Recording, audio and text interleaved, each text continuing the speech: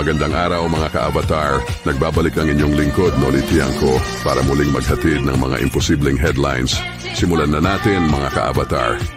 Pulis na nakawan ng patrol car ng hinuli niyang carnapper.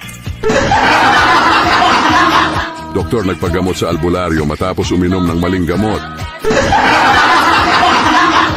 Veterinaryo kinagat ng aso niyang may rabies.